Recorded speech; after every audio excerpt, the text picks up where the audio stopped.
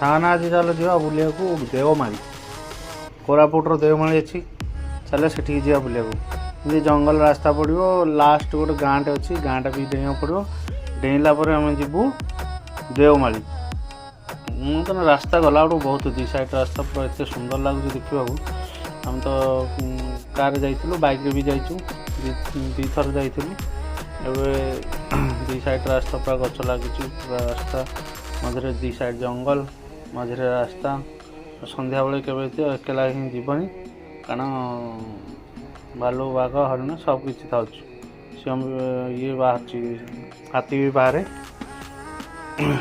ସେଥିପାଇଁ ଏକଲା ନ ଯାଇକିରି ବାଇକ୍ରେ ନ ଯାଇକିରି ସବୁବେଳେ ଯିବାକୁ ଚାହିଁବ ବସ୍ରେ ହିଁ ଯିବାକୁ ବେଷ୍ଟ ଲାଗିବ। ବସ୍ ଚାଲ।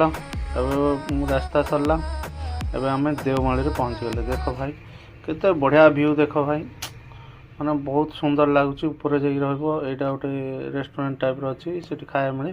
5 ଟଙ୍କିଆ ଚାଉମିନଟା 50 ଟଙ୍କା କୁହେ। ସେଠିକି ଯିବା ଖାଇବାକୁ। ବି ପ୍ରଥମେ ଦେଖିଦିଅ ପାହାଡ଼ଟାକୁ, କେତେ ବଢ଼ିଆ ଲାଗୁଛି। ଦେଖ ବୁଲିକି ଦେଖ ପାହାଡ଼ଟା କେତେ ସୁନ୍ଦର ଲାଗୁଛି। ସେଇ ରାସ୍ତାରେ ସେଇ ସବୁ ଅଛି ଘର ଛୋଟ ଛୋଟ, ସେ ଉପରକୁ ଯିବାକୁ ରାସ୍ତା ବି ଅଛି। ଆମେ କିନ୍ତୁ ବୁଲି ସାରିଲୁ। ବର୍ତ୍ତମାନ ଯିବୁ ଖାଇବାକୁ। ଦେଖ ବର୍ତ୍ତମାନ ପହଞ୍ଚିଗଲୁ ଖାଇବାକୁ। ଆମ ଭାଉଜ, ଭାଇ ଆଉ ଆମ ଭାଇ, ଏମିତି ସବୁ ମିଶିକିରି, ଆମ ସ୍ତ୍ରୀ, ଏମିତି ସବୁ ମିଶିକି ଯାଇଥିଲୁ। ଏନ୍ଜୟ ତ ଫୁଲ୍ ହେଲା।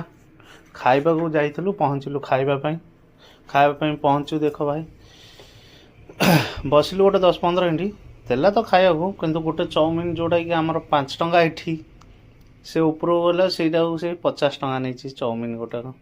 ମାନେ ମ୍ୟାଗି, ଚାଉମିନ ତ ନାହିଁ, ମ୍ୟାଗି 5 ଟଙ୍କିଆ ମ୍ୟାଗିଟାକୁ ସେଇ ନେଇଛି 50 ଟଙ୍କା। ହେଲେ ଆମେ ଦୁଇଟା ଆଣିଲୁ ମ୍ୟାଗି, ଗୋଟେ ଖାଇ